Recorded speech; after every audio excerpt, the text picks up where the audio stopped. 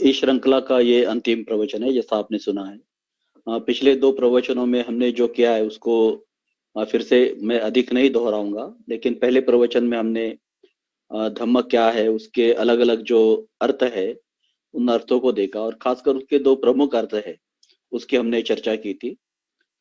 फिर हमने ये भी देखा था कि धम्म को सार रूप में हम कैसे देख सकते हैं, और अलग अलग गतकाल के जो महान गुरु है उन्होंने धम्म को सार रूप में कैसे प्रस्तुत किया, इसकी भी हमने चर्चा की। बाद में हमने ये देखा कि अलग अलग बुद्ध धर्म की शाखाएं है, संप्रदाय है, तो उसके तरफ हमारा देखने का नजरिया कैसा हो, और बुद्ध धर्म की शिक्षा को समझने के लिए हमने किन बातों को देखना चाहिए, यह देखा था।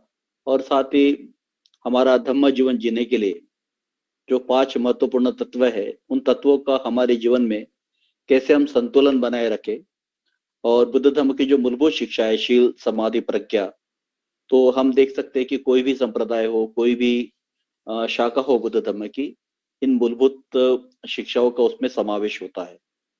आज हम थोड़ा आगे बढ़ेंगे। अभी तक हमने धम्म क्या है, धम्म का अर्थ क्या है, ये देखा। इसे समझने के लिए यह भी जरूरी है कि धम्म का ये स्वरूप क्या है, या धम्म कैसा होता है, इसको भी समझना बहुत जरूरी है। तो आज हम खासकर इसे समझने के लिए जो बौद्ध जगत में बहुत ही प्रसिद्ध ऐसी वंदना का पठन किया जाता है, हम स्वयं भी सब लोग करते हैं, वह है त्रिरत्न वंदना। उसका जो धम्म वंदना का अंग है, उसे समझकर हम इस बात को देख सकते हैं। अभी हम देखते हैं कि जब हम त्रिरत्न वंदना कहते हैं तो धम्म के बारे में कुछ वहां विशेषण आए हैं। धम्म किस प्रकार का है ये बताया गया है। इससे हमारे धम्म के बारे में हमारी जो एक समझ है, सोच है, ये अधिक स्पष्ट हो सकती है। तो हम जो धम्म वंदना है उसमें जो भी बातें आए उसको एक एक करके देखने का प्रयास करेंगे। तो सर्वप्रथम हम देखते हैं कि जब हम धम्म वंदना कहते हैं तो हम कहते हैं स्वाख्यातो, ये शब्द आता है। तो स्वाख्यातो, इसका शब्दशः अर्थ ऐसा होता है, अच्छी तरह से पढ़ाया गया है या फिर अच्छी तरह से कहा गया है। यह इस बात को दर्शाता है कि बुद्ध का जो धम्म है उसे बहुत ही उचित तरीके से, अच्छे तरीके से हमें बताया गया है, हमें पढ़ाया गया है। ये बात बहुत ही महत्वपूर्ण है। इससे ये दिखाई देता है कि बुद्ध जो है वे मानव के साथ संपर्क रखे हुए है, मानव के साथ वे अपना संवाद प्रस्थापित करते हैं, और उन्होंने मानव को, क्योंकि बुद्ध स्वयं मानव थे, लेकिन सर्वसाधारण मानव नहीं थे, लेकिन ईश्वर भी नहीं थे, लेकिन एक प्रबुद्ध मानव, बुद्धत्व प्राप्त किए हुए ऐसे वे व्यक्ति थे। तो वे ऐसे लोगों को जिन्होंने बुद्धत्व की प्राप्ति नहीं की है, जिन्हें सत्य समझ में नहीं आया है, जिन्हें प्रज्ञा की प्राप्ति नहीं हुई है, उन्हें उनकी जो भी ये प्राप्ति है, उनकी जो भी ये शिक्षा है, उसको कम्युनिकेट करने का, उसको बताने का उन्होंने काम किया है, और उसको बहुत ही अच्छी तरह से उन्होंने बताया। ये धम्म का एक विशेषता है। अभी थोड़ा हम देख सकते हैं कि बुद्ध ने उनके जीवित काल में कई प्रकार के लोगों से वार्तालाप की, कई प्रकार के लोगों को उन्होंने धम्म पढ़ाया, और हम देखते हैं बुद्ध उनके सामने जैसा व्यक्ति होगा उस प्रकार से वे धम्म की देशना करते हैं। फिर कोई सर्वसाधारण मनुष्य होगा, कोई किसान होगा, कोई राजा होगा, हाँ, कोई महिला होगी, तो जो कोई भी है उसे उचित तरीके से बुद्ध अपना धम्म पढ़ाते थे। और धम्म के बारे में हम ये कह सकते हैं कि स्वाख्यात उसको बहुत अच्छी तरह से कहा गया है, पढ़ाया गया है। हम देखते हैं कि जो लोग उनके सामने आते थे, तो बुद्ध जो है, तो वे उनकी जो भी मनोअवस्था है, उनका जो भी एक प्रकार से व्यक्तित्व है, उनका जो एक प्रकार से समझने का जो स्तर है, उसको ध्यान में रखकर वे अपनी बात कहते थे। और मुझे लगता है ये बहुत ही महत्वपूर्ण बात है। तो जब हम धम्म की बात करते हैं तो हम देखते हैं कि बुद्ध ने हर समय अलग अलग जगह अलग अलग प्रकार से बात कही है। तो एक प्रकार से बुद्ध इस बात को जानते थे कि इस शिक्षा को मुझे जिन्हें पढ़ाना है वे ऐसे लोग हैं जिन्हें बुद्धत्व की प्राप्ति नहीं हुई है, सत्य इनको अभी समझ में नहीं आया है, तो इस सत्य को भली भांति अच्छी तरह से किस प्रकार से बताया जाए ये बुद्ध जानते थे। और इसलिए ये कहा गया है कि बुद्ध का जो धम्म है इसको बहुत ही अच्छी तरह से उन्होंने लोगों को पढ़ाया है। हम दूसरे शब्दों में ये भी कह सकते हैं कि एक प्रकार से बुद्ध क्या करते हैं, उनको जो बुद्धत्व की प्राप्ति की, हमने पहले ही प्रवचन में देखा था कि हम धम्म के दो अर्थ देखते हैं। एक तो पहला अर्थ ये होता है कि सत्य को उन्होंने जान लिया, तत्व को जान लिया, प्रज्ञा को उन्होंने प्राप्त किया, तो यह उनकी अनुभूति थी। और जब वे धम्म पढ़ाते हैं तो यह उनकी अभिव्यक्ति है। तो एक प्रकार से पहली जो बात है उनकी प्रज्ञा है और दूसरी बात उनकी करुणा है। और जब उन्होंने प्रज्ञा प्राप्त की तो उन्होंने देखा कि जो लोग अभी नहीं जानते उनको ये बताना है। तो ये बुद्ध का एक प्रकार से कौशल था कि किस प्रकार से लोगों को उनका जो कुछ अनुभव है उसको साझा किया जाए। तो इसलिए ये कहा गया है कि बुद्ध एक प्रकार से बहुत ही अच्छी तरह से उन्होंने अपनी जो शिक्षा है वो लोगों तक पहुंचाई है। इसलिए धम्म को स्वाख्यातो कहा गया है, एक उचित तरीके से सही तरीके से लोगों तक पहुंचाया है। अब हम देखते हैं कि बुद्ध लोगों को शिक्षा किस प्रकार से देते हैं। अभी हम देखते हैं, हमने जब साहित्य पढ़ा होगा, जो भी ग्रंथों को हमने देखा होगा, तो कुछ बार हम देखते हैं कि बुद्ध काफी संक्षेप में और बड़ी सहजता से, बड़ी सरलता से अपनी बात रख रहे हैं, चंद शब्दों में अपना स्पष्टीकरण दे रहे हैं। कुछ बार ऐसा भी हुआ है कि बुद्ध मौन रखकर कुछ बात कह रहे हैं और जो कुछ वो कहना चाह रहे हैं वो लोगों को समझ में आ गया। अब ये इस पर निर्भर था कि उनके सामने कौन है। हमें यह भी मालूम है कि कभी तो बुद्ध ने केवल एक फूल उठाकर दिखा दिया, उससे भी कम्युनिकेशन हो गया। और ऐसा कहते हैं कि पूरा जो जैन संप्रदाय है वो वहां से शुरुआत होती है। और कभी कभी उन्होंने कुछ नैतिक शिक्षाओं को दिया, कभी उन्होंने कुछ मनोवैज्ञानिक शिक्षाओं को दिया, कभी कभी उन्होंने सामाजिक ऐसी बात कही। तो हम देखते हैं कि अलग अलग प्रकार की जो बातें हैं, शिक्षा है, वो बुद्ध बताते रहे। कुछ बार उन्होंने बहुत ही सुंदर रूपक के माध्यम से पढ़ाया, कथाओं के माध्यम से पढ़ाया। और हम देखते हैं कि बुद्ध एक प्रकार से बहुत ही अच्छी तरह से उनका जो अनुभव है वो अनुभव लोगों तक पहुंचाते रहे। तो हम इसको स्वाख्यातो कह सकते हैं। और फिर बाद में मैं इसी मुद्दे को थोड़ा और भी स्पष्ट करना चाहूंगा। बुद्ध के पश्चात भी हम देखते हैं, जैसे मैंने पिछले प्रवचन में बात की, तो इस धम्म को अलग अलग तरीके से लोगों तक पहुंचाने की चेष्टा की गई। महान ऐसे गुरु हुए जिन्होंने फल प्राप्ति की, स्वयं बुद्धत्व की प्राप्ति की, उन्होंने बुद्ध की इन्हीं बातों को और आगे बढ़ाने का प्रयास किया। इसलिए हम ये कह सकते कि बुद्ध जो है, उनका जो धम्म है, हम धम्म की जो बात कर रहे हैं, उसको कभी कभी केवल एक प्रकार से केवल प्रवचन के माध्यम से नहीं, तो कथाओं के माध्यम से, प्रतीकों के माध्यम से, मिथकों के माध्यम से या मुद्राओं के माध्यम से, रंगों के माध्यम से इसको कम्युनिकेट किया जाता है। बहुत अच्छी तरह से कम्युनिकेट जाता है। तो अब मुझे और एक बात की तरफ ध्यान आपका आकर्षित करना चाहूंगा। अगर हम बुद्ध रूप भी देखते हैं तो जैसे मानो बुद्ध रूप अपने आप में कुछ तो कम्युनिकेट कर रहा है, कुछ हमें कह रहा है, बता रहा है। मुझे याद है, मैं जब छोटा था, हमारे घर में एक ही बुद्ध की प्रतिमा थी और वह बुद्ध की प्रतिमा अभय मुद्रा की थी और चलते हुए बुद्ध थे, आंखें उनकी खुली हुई थी और चेहरे पर हल्का सा एक स्मित था। मालूम नहीं बुद्ध के बारे में अधिक जानता नहीं था, लेकिन ऐसा लग रहा है जैसे मानो बुद्ध मुझसे कुछ कम्युनिकेट कर रहे, कुछ कह रहे हो। तो हम देखते हैं कि बुद्ध जो है, उनकी जो शिक्षा है, फिर अलग अलग प्रतीकों के माध्यम से हम अलग अलग प्रकार के बुद्ध रूप देखते हैं, मुद्राएं देखते हैं।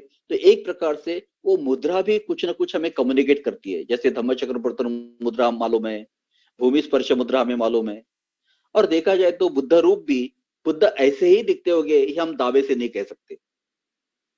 अभी हम देखते हैं कि जापान में बुद्ध अलग नजर आएंगे, थाईलैंड में अलग नजर आएंगे, चाइना में अलग नजर आएंगे, भारत में अलग नजर आएंगे।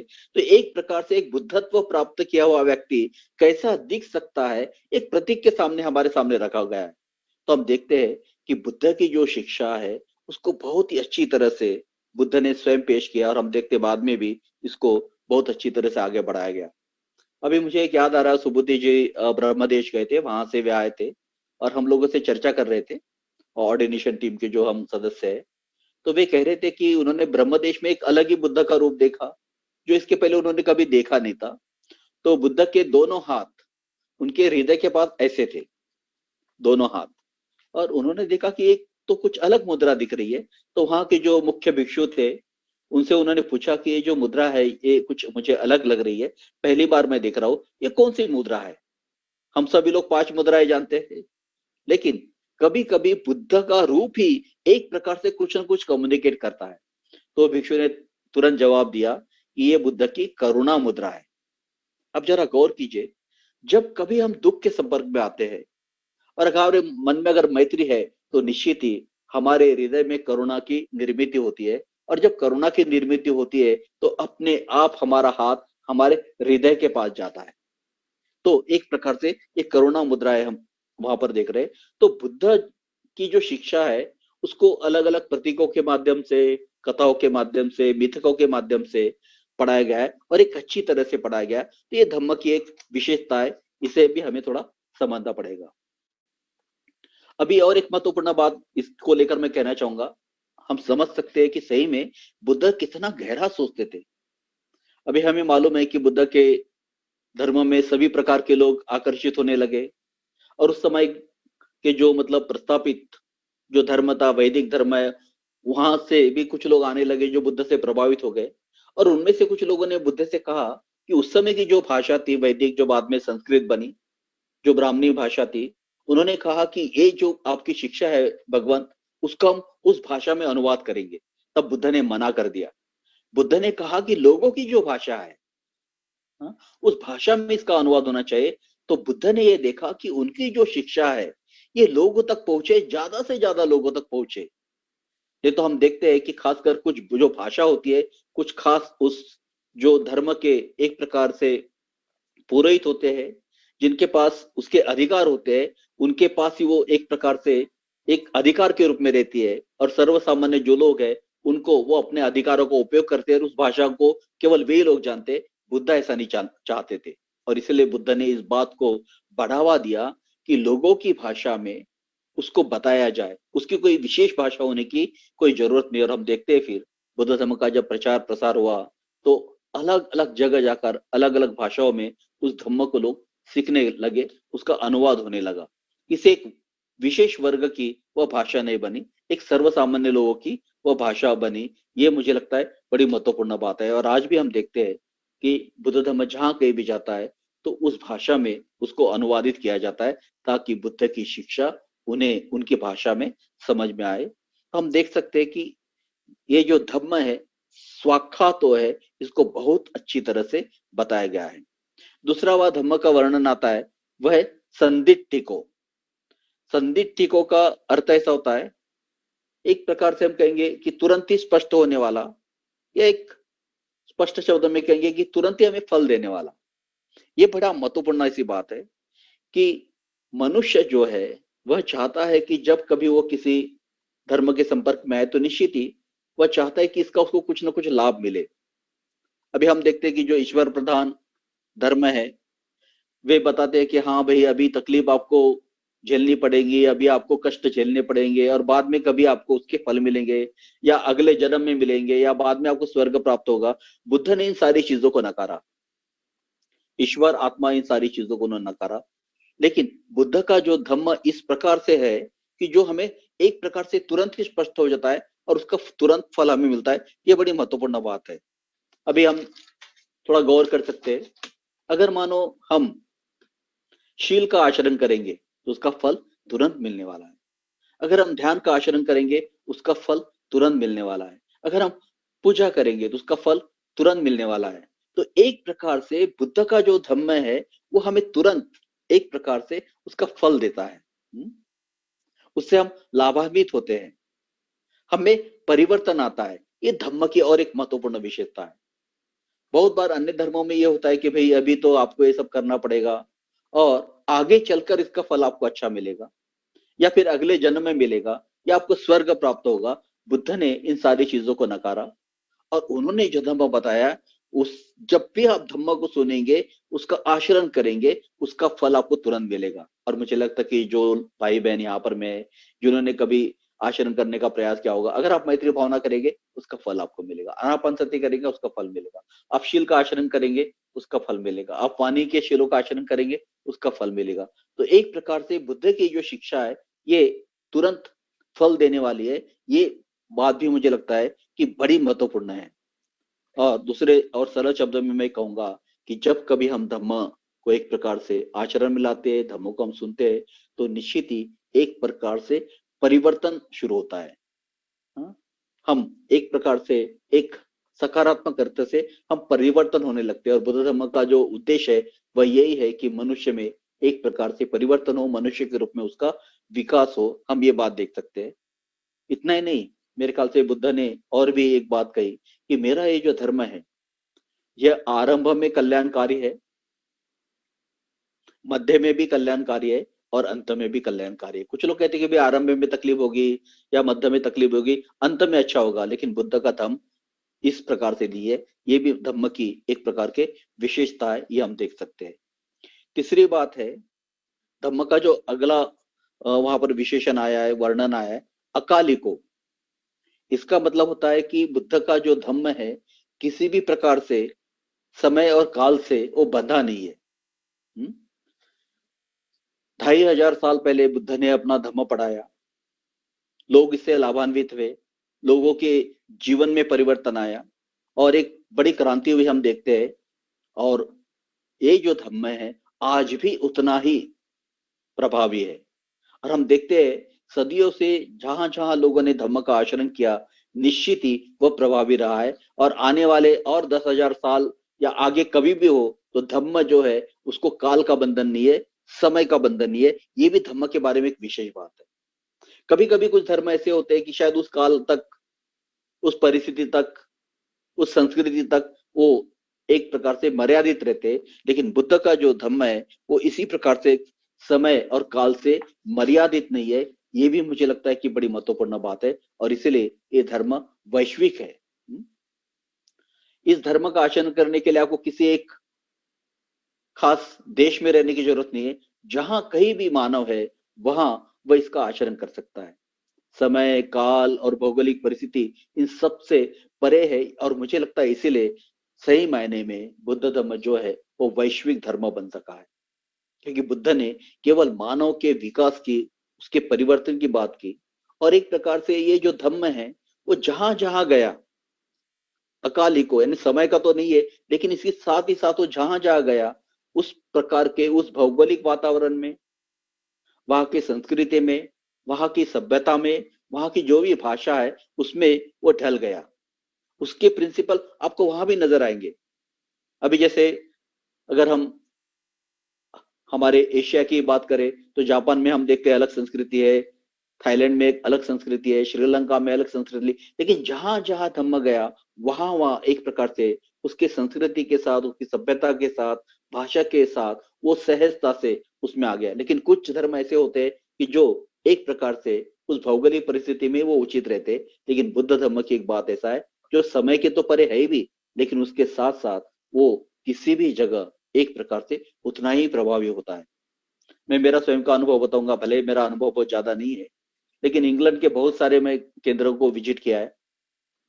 लेकिन ऐसा लगता है कि जैसे मैं भारत के किसी केंद्र में हूँ, उसी प्रकार की संस्कृति, उसी प्रकार की बात, और मनुष्य हर जगह एक होता है वो पता चलता है। जब उनसे बात करते कि आप बुद्ध धर्म में आने की प्रेरणा कैसे मिली, तो वही बात होती है, वही अनुभव होते हैं। जैसे हम यह कहते कि पहली बार धम्म के संपर्क में आने के बाद ऐसा लगा कि मैं यही खोज रहा था, यही भाषा मैंने हर एक के मुंह से सुनी, जो जो धम्मचारी वो किसी भी देश का हो, मैं मिला हूं। स्वीडन में जब मैं गया तो ऐसा लगा, भाषा अलग है लेकिन संस्कृति एक ही है। जर्मन में देखा मैंने, भाषा अलग है लेकिन संस्कृति एक है। ये एक विशेषता है धम्म की, कि जहां कहीं भी वो जाता है, वहां एक प्रकार से एक उस सभ्यता में, संस्कृति में, यानी धम्म उसकी सभ्यता संस्कृति का रोड़ा नहीं बनता है। अभी हम देखेंगे कि कुछ देश में वस्त्र पहनने की कुछ अलग पद्धतियां होगी, खाने के भोजन की कुछ अलग पद्धतियां होगी, उनके एटिकेट्स मैनर्स जो है वे अलग प्रकार के होंगे, लेकिन इसके बावजूद भी बुद्ध धर्म वहां जा सकता है, उसमें कोई एक प्रकार से रुकावट नहीं। अभी मुझे जानबूझ के बहुत ज्यादा किसी धर्म की यहाँ पर मैं तुलना नहीं करना है, लेकिन फिर भी एक उदाहरण मन में आया तो बोल देता हूँ। अभी अभी जैसे मानो कि अगर कोई हिंदू धर्म का आचरण करना चाहेगा तो फिर उसको पाप धोने के लिए भारत में गंगा में ही आना पड़ेगा। एक मुश्किल रहेगी क्योंकि गंगा हर देश में नहीं है।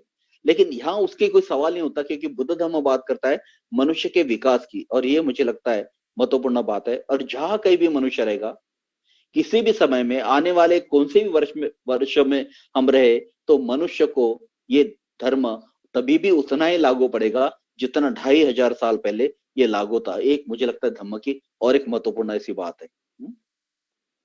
दूसरा, हम उसके आगे देखते हैं कि धम्म का और एक वर्णन आता है, एहि पस्सिको। एहि पस्सिको का मतलब होता है यही, मतलब आइए और देखिए। मुझे लगता है ये बहुत ही बड़ी बात है कि बुद्ध ये कहते हैं कि ये जो मेरा धर्म है, आप आइए और देखिए। अक्सर हम देखते हैं कि जब हम धर्म की बात करते हैं तो किसी न किसी प्रकार से जो भी गुरु है या जो भी शिक्षक है, वो कुछ अलग चीजों का आधार लेते हैं। एक तो स्वयं को ईश्वर बताएंगे, या ईश्वर का दूत कहेंगे, या ईश्वर का पुत्र कहेंगे, प्रेषित कहेंगे, जो भी है। लेकिन बुद्ध को इसकी जरूरत नहीं है। बुद्ध ने जो सत्य को जाना है, उन्होंने जो प्रज्ञा की प्राप्ति की है, वे कहते हैं आइए और देखिए, आप स्वयं अनुभव कीजिए और फिर तय कीजिए कि सही में यह आपको उचित लगता है या नहीं। बुद्ध को किसी भी प्रकार से किसी आधार को लेने की आवश्यकता नहीं थी। अपना बड़प्पन उनको बताने के लिए ईश्वर होने की या ईश्वर का पुत्र होने की या प्रेषित होने की कोई उनको आवश्यकता नहीं थी। उनका धम्म, उनका सत्य इतना जबरदस्त था, वे लोगों से कह सकते थे कि आइए और उसको देखो। ये धम्म की मुझे लगता है और एक महत्वपूर्ण विशेषता उसमें आई है। अभी हम देखते हैं कि बुद्ध, मुझे लगता है कि किसी भी धर्म में हमको ये बात नहीं दिखेंगे, ये बुद्ध का धम्म अन्य धर्मों से कहीं ना कहीं हमें अलग नजर आता है। बुद्ध कहते हैं कि आप, मेरा जो धम्म है, आप उसके ऊपर प्रश्न खड़ा कर सकते हैं, आप पूछ सकते हैं। मैं ये कहूंगा कि बुद्ध तो इस बात के लिए प्रोत्साहित करते हैं कि आप प्रश्न पूछिए, जान लीजिए जो कुछ मैं कहता हूं वो सही में सत्य है या नहीं। और हम जानते हैं कि कालामों को उन्होंने उपदेश दिया कि आप इसकी परीक्षा कीजिए।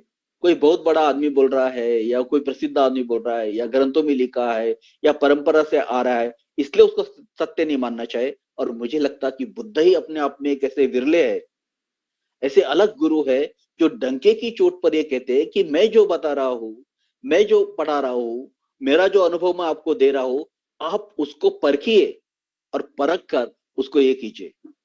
लेकिन हम देखते हैं कि अन्य धर्मों में बात होती है ग्रंथ प्रामाण्यवाद की, या अगर ईश्वर ने वो ग्रंथ बनाया है तो उसके ऊपर कोई सवाल खड़ा नहीं किया जा सकता।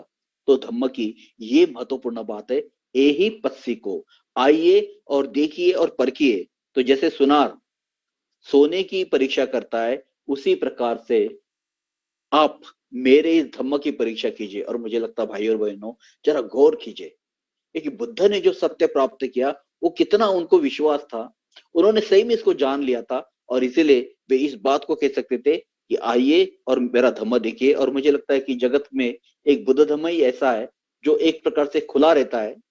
हम भी भले बौद्ध है, लेकिन हम प्रश्न खड़ा कर सकते हैं।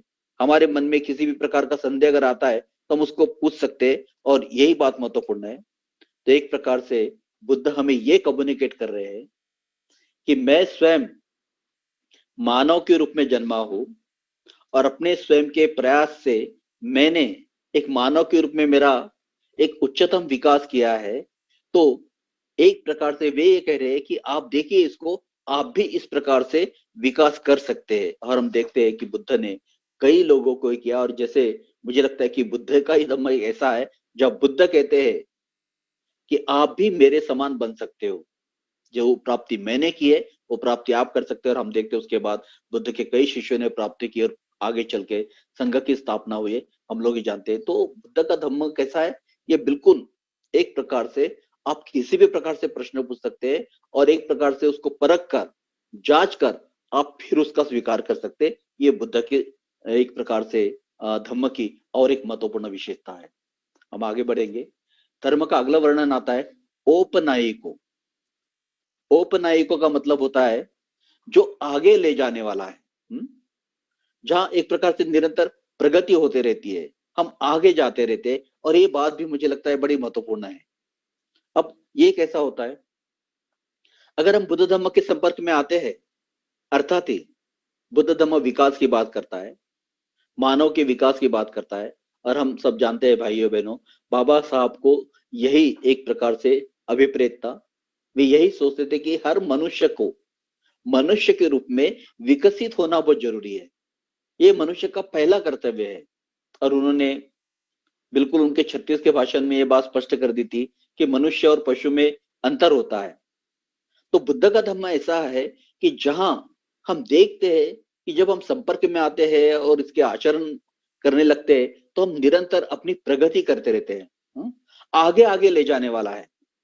अभी समझो अगर कोई बौद्ध बन गया है, अभी मैं बौद्ध बना हूं, तो आज जो मैं बौद्ध हूं, कल भी मैं वैसा रहूंगा, परसों मैं ऐसा रहूंगा, एक साल के बाद भी मैं वैसा रहूंगा, ऐसा नहीं होता है। निश्चित ही एक बौद्ध के रूप में मेरी जो प्रगति है, मेरा जो परिवर्तन है, मेरा जो विकास है, ये निरंतर जारी रहता। ये बौद्ध धर्म की विशेषता है। तो जब हम धम्म में आते हैं, तो एक मनुष्य मात्र के रूप में हम निरंतर विकास करते हैं। और मुझे लगता है भाई और बहनों, जो लोग थोड़ा सा अधिक गंभीरता से धम्म से जुड़े हुए हैं, वे देख सकते हैं कि हम एक साल पूर्व जो थे, एक महीने पूर्व जो थे, 5 साल पूर्व जो थे, वो आज नहीं है। खासकर कभी कभी उन लोगों के जो दोस्त है, भी उनको बताते कि अरे आप पहले से बहुत अलग लग रहे हैं, आप पे कुछ अलग बात नजर आ रही है। और ये धम्म की बात है, जो धम्म हम एक मनुष्य मात्र के रूप में एक विकास की तरफ ले जाता है, आगे आगे हमें बढ़ाता है। ये औपनायिको। तो धम्म कैसा है बुद्ध का, ये आगे आगे ले जाने वाला है। ये हमें एक प्रकार से आगे बढ़ने के लिए मदद करने वाला है। फिर हम आगे बढ़ते यानी कैसा होता है, बहुत सारी बातें हम लोग कर सकते हैं। बुद्ध ने जब कहा कि मेरा विकास हुआ, तो हम देख सकते हैं कि बुद्ध ने क्या विकास किया। एक प्रकार से हम अधिक सुख का अनुभव करते हैं, अधिक हम संतोष का अनुभव करते हैं, हम अधिक नैतिकवान बनते हैं, करुणावान बनते हैं, हमें अधिक उत्साह होता है, अधिक जागृति होती है। ऐसे कई चीजों को हम लोग देख सकते हैं। और निश्चित ही हम देखते हैं कि जो बौद्ध बनते हैं, जो आचरण करते हैं, तो एक प्रकार से आगे आगे चल के अधिक अधिक उनमें विकास होने लगता है। तो बुद्ध का धम्म कैसा है, औपनायिको, जो हमें आगे आगे बढ़ाता है।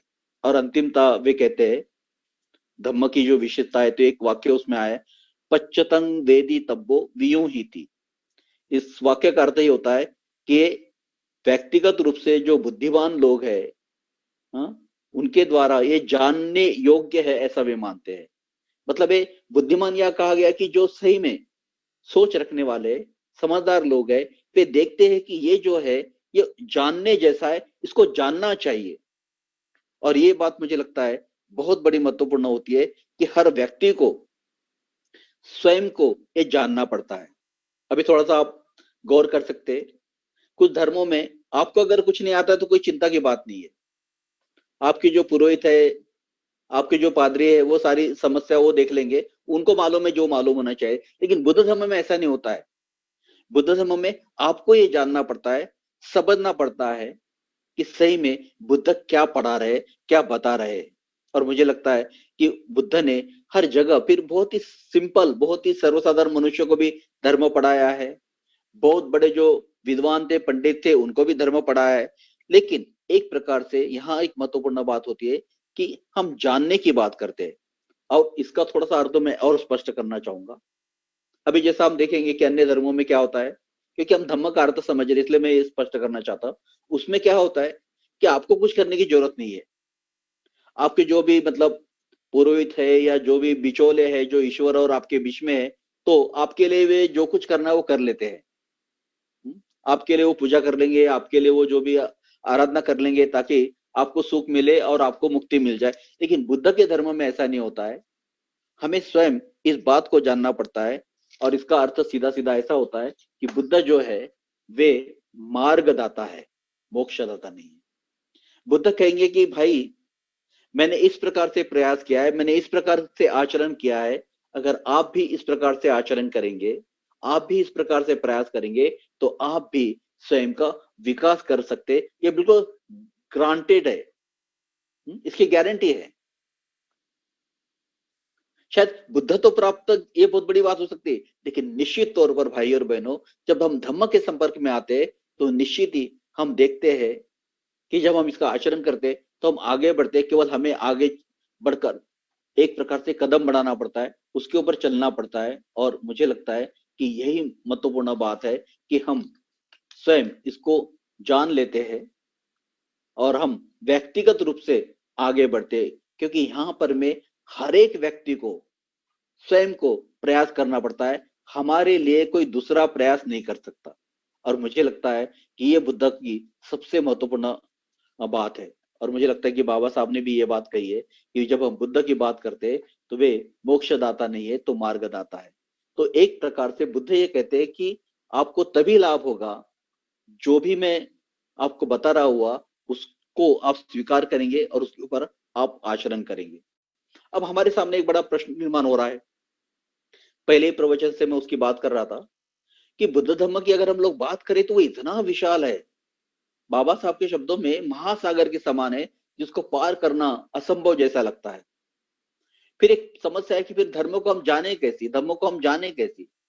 तो एक प्रकार से बाबा साहब ने अपने जीवन में बड़ा महत्वपूर्ण काम किया, क्योंकि उन्होंने देखा कि बुद्ध धर्म तो इतना महान है, इतना बढ़िया है, लेकिन अन्य धर्मों में जो एक सुविधा है, उनका कोई ना कोई अपना एक धर्म ग्रंथ है, इसकी एक कमी उन्होंने देखी बुद्ध धर्म में। क्योंकि बुद्ध धर्म का साहित्य बहुत ही बड़ा है, विशाल है, और जो एक प्रकार से बुद्ध धर्म के संपर्क में आता है तो वो सोच में गिर जाता कि मैं कहाँ से शुरुआत करूं, क्योंकि उसका अपना एक कोई ग्रंथ नहीं है। और मुझे लगता है कि इस बौद्ध जगत के लिए बाबा साहब ने एक बहुत बड़ा योगदान दिया है, और वही योगदान है बुद्ध और उनका धम्म इस ग्रंथ को देकर। और हम लोग जानते हैं कि अभी कई भाषा में उसका अनुवाद हो चुका है, भारतीय भाषा में हो चुका है। मुझे बड़ी खुशी हुई, जापानी भाषा में भी हुआ है, और कोई मेरे एक मित्र ने मुझे बताया चाइनीज भाषा में भी हुआ है, अंग्रेजी में तो स्वयं बाबा साहब ने लिखा, हम सब लोग जानते हैं। और उन्होंने क्या किया कि बुद्ध की सारी जो महत्वपूर्ण शिक्षा है, जो खासकर हमारे आचरण के लिए महत्वपूर्ण है, उस एक ग्रंथ में उन्होंने लाया। तो महत्वपूर्ण बात यह आती है, जब हम धम्म की बात करते हैं तो धम्म को जानना पड़ता है, समझना पड़ता है, हमारे लिए कोई दूसरे नहीं जान सकते। और इसलिए ये महत्वपूर्ण बात यहाँ पर में आती है कि हमें स्वयं धम्म को जानना पड़ता है, धम्म को समझना पड़ता है। और इसलिए बाबा साहब ने, मुझे लगता है, बौद्ध जगत के लिए ये बड़ी महत्वपूर्ण बात की, ताकि एक ग्रंथ हमारे सामने रहे जो हमें एक मार्गदर्शन करे, जहाँ बुद्ध की जीवनी है, बुद्ध के अलग अलग प्रसंग में दिए हुए कुछ महत्वपूर्ण उपदेश है, और मुझे लगता है हमारे एक बौद्ध जीवन के लिए ये महत्वपूर्ण है। लेकिन मुझे लगता है कि इसके साथ साथ हमें जो अलग अलग बुद्ध की शिक्षा है, महत्वपूर्ण शिक्षा है, उसको भी जानना बहुत जरूरी है। तो उसको मैं थोड़ा सा आगे बात करूंगा, और मैं बाबा साहब की बात को थोड़ा आगे बढ़ाना चाहूंगा। बाबा साहब ने हमें धम्म दिया, हम उसको धम्म क्रांति कहते हैं, और उनकी ये अपेक्षा थी कि इस धम्म क्रांति को आगे बढ़ाया जाए। इस धम्म को आगे बढ़ाया जाए। अभी हमने धम्म का अर्थ जान लिया, धम्म का सार जान लिया, धम्म का आचरण करना चाहिए जान लिया, लेकिन इतना हमारे लिए पर्याप्त नहीं हो सकता, क्योंकि हम बाबा साहब के अनुयायी है। फिर धर्म को आगे कैसे बढ़ाए? अभी उर्गेन संघरचित भी कहते हैं, उनके गुरु का जो संदेश है उसमें वे कहते हैं कि चेरिश द डॉक्ट्रिन, या डॉक्ट्रिन यानी धम्म। तो धम्म का एक प्रकार से हमने जतन करना चाहिए। तो मुझे लगता है इसके लिए मैं चंद बातें आप लोगों से कहना चाहूंगा। फिर ये बात हम कैसी करें, किस प्रकार से हम इसको आगे बढ़ाए? तो ये हम तीन बातें कर सकते हैं, धम्म को आगे बढ़ा सकते हैं। तो पहली बात है धम्म का अभ्यास करके। भाई और बहनों, बाबा साहब ने स्पष्ट कर दिया था कि मैं आपको ये कठिन धर्म दे रहा हूं। क्यों कठिन है? क्योंकि अन्य धर्मों में आपके लिए अन्य लोग कोई कुछ करेंगे, आपको कुछ करने की जरूरत नहीं है। ये धर्म ऐसा नहीं कि आपने एक अगरबत्ती और मोमबत्ती लगा दी, फूल अर्पण कर दिया, आपका काम खत्म हो गया। क्योंकि बुद्ध कहते हैं कि जो मैं बता रहा हूं उस पर आपको चलना पड़ेगा, और उस पर चलने के लिए उसको समझना बहुत जरूरी है। और समझने के लिए हमको धम्म अभ्यास करना पड़ेगा। बाबा साहब ने 22 प्रतिज्ञा में हमें अष्टांग मार्ग बताया है, पारमिता बताई है, पंचशील बताया है, तो हमें समझना पड़ेगा कि ये क्या है। तो सबसे पहले महत्वपूर्ण बात आती है कि हम धम्म का अभ्यास करें। अभी धर्माभ्यास को भी हम दो प्रकार से देख सकते हैं, एक सूत्रों का अभ्यास और दूसरा शास्त्रों का अभ्यास। सूत्र यानी क्या? बुद्ध की जो मूलभूत शिक्षाएं है, जो हम देखते हैं कि धर्म ग्रंथों में है, त्रिपिटक में है, जो बुद्ध के मूल शब्द है, वो हम सूत्र कह सकते हैं, तो उसका भी अभ्यास जरूरी है। और शास्त्र यानी बुद्ध के पश्चात, बुद्ध के बाद में जिन लोगों ने बुद्धत्व की प्राप्ति की, ऐसे महान गुरु हुए, उन्होंने बुद्ध के शिक्षाओं को एक प्रकार से उसका विश्लेषण किया, उसके ऊपर एक प्रकार से उन्होंने कुछ समीक्षा लिखी, उसको उन्होंने एक प्रकार से अधिक स्पष्ट किया, उसका भी अध्ययन हमें ये काफी मदद करता है।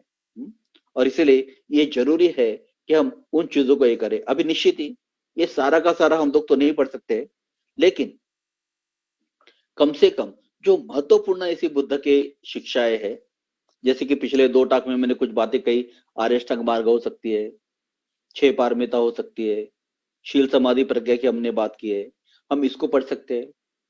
फिर धम्मपद एक बहुत ही प्रसिद्ध ऐसा ग्रंथ है, मुझे याद है भदंतानंद कौशलन जी, अक्सर उनसे मिला करता था मैं जब दीक्षाओं पे हमारा वर्ग चलता था एक, तो उन्होंने धम्मपद लिखा है और वे उसके प्रस्तावना में लिखते हैं कि अगर जगत में कहीं भी अगर मैं गया तो एक ही पुस्तक अगर मेरे साथ में अगर है तो भी मैं खुश रहूंगा, और वो पुस्तक है धम्मपद। और मुझे लगता है कि धम्मपद का एक पुस्तक तो हम कम से कम पढ़ सकते हैं, छोटा पुस्तक है लेकिन बहुत ही बेहतरीन ऐसी उसमें बातें हैं। मैं मेरे स्वयं के अनुभव से कहूंगा कि आचार्य शांतित्व का बोधिचर्या अवतार बेहतरीन ऐसा किताब है, और ऐसे कई महत्वपूर्ण किताबें, इनमें से कुछ तो जरूर हम लोग पढ़ सकते हैं। और मुझे लगता है कि अगर हम बौद्ध है तो निश्चित ही जहां जहां बुद्धिज्म की महत्वपूर्ण ऐसी बातें है, ग्रंथ है, उसको हमने पढ़ना चाहिए। लेकिन खासकर मुझे लगता है कि बाबा साहब ने और उर्गेन संघर्षी जी ने जो मूलभूत बुद्ध की शिक्षा है, उन शिक्षाओं को बहुत ही अच्छी तरह से हमारे लिए विशद किया है, हम उसको पढ़ सकते हैं। तो ये पहली बात है महत्वपूर्ण, कि हमें धम्म का अभ्यास करना पड़ेगा। जो कोई भी बौद्ध बनता है उसको धम्म का अभ्यास करना पड़ेगा। शायद आप में से कुछ लोग सोच रहे होंगे कि सभी लोग बहुत ज्यादा शायद उतने पढ़े लिखे नहीं होंगे, बुद्धिमान नहीं होंगे, लेकिन इसका बुद्धिमत्ता से या बुद्धिमान होने से कोई संबंध नहीं। मेरे कई ऐसे दोस्त हैं जो पढ़े लिखे बिल्कुल नहीं है, लेकिन बुद्ध की जो मूलभूत शिक्षा है उसको भली भांति वो लोग समझ सकते हैं। तो हर एक को उन शिक्षाओं को समझने का प्रयास करना चाहिए। तो इस प्रकार से हम धम्म का एक प्रकार से जतन करेंगे, धम्म को आगे बढ़ाएंगे। क्योंकि भाई और बहनों, धर्मांतर के पहले भी बहुत सारा बौद्ध धर्म का साहित्य पढ़ा था, बहुत सारे ग्रंथ पढ़े थे लाइब्रेरी में, उससे धम्म आगे नहीं बढ़ता। तो धम्म का अभ्यास करने वाले लोग चाहिए, लेकिन उसके भी ऊपर दूसरी जो महत्वपूर्ण बात होती है, धम्म का आचरण करके हम उसको जतन कर सकते हैं। तो धम्म का अभ्यास करना है और फिर उस धम्म का हमें आचरण करना है। आचरण का मतलब होता है कि जो भी हम शील सीख रहे हैं, जो भी हम मतलब बुद्ध की शिक्षा ग्रहण कर रहे हैं, उसके हमारे जीवन में कैसा ढाले, ये बड़ी महत्वपूर्ण बात है।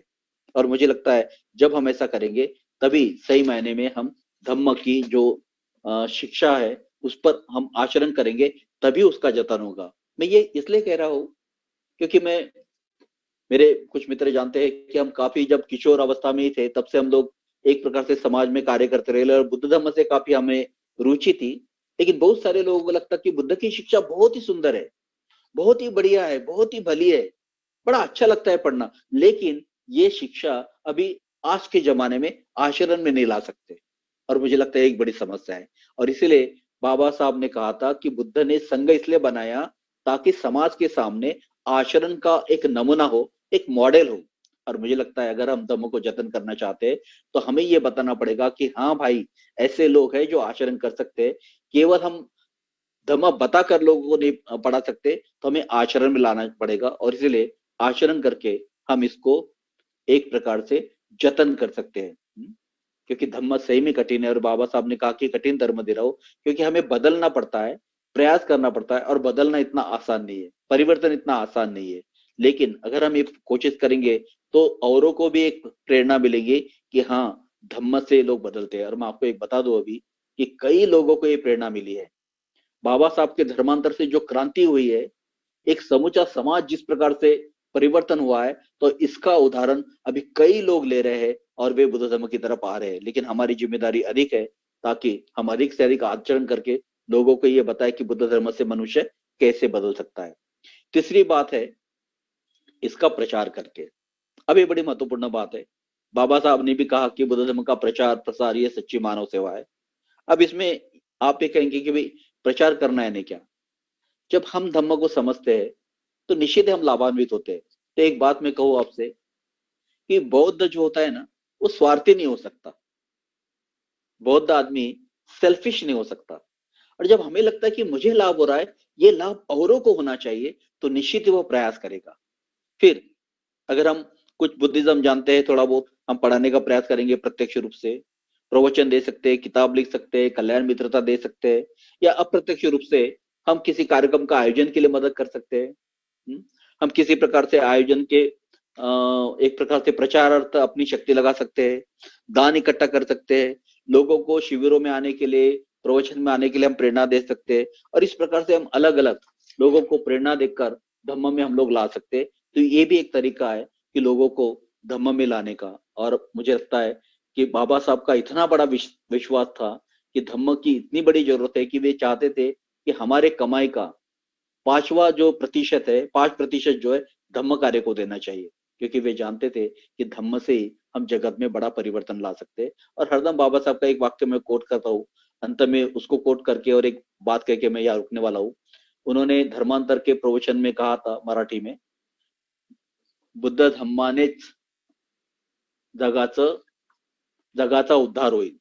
बुद्ध धम्मानेच, अभी ये मराठी भाषा है, बुद्ध धम्म से ही, उसका इंग्लिश ट्रांसलेशन मुझे बहुत बार पसंद नहीं आता है, Buddhism can change the world ऐसा लिखते हैं वो लोग, लेकिन ऐसा नहीं है। बुद्ध धम्मानेच, इसका मतलब होता है बुद्ध धम्म से ही, इसका मतलब होता है only Buddhism can change the world. और मुझे लगता है कि सही में ये धम्म में वो ताकत है। हम धम्म का अर्थ देकर है, बाबा साहब का पूरा विश्वास था कि ये जो धम्म की बात कर रहे हैं, खासकर हम ये बुद्ध के धम्म की बात कर रहे हैं, इसमें इतनी शक्ति है कि ये पूरे जगत में परिवर्तन ला सकता है।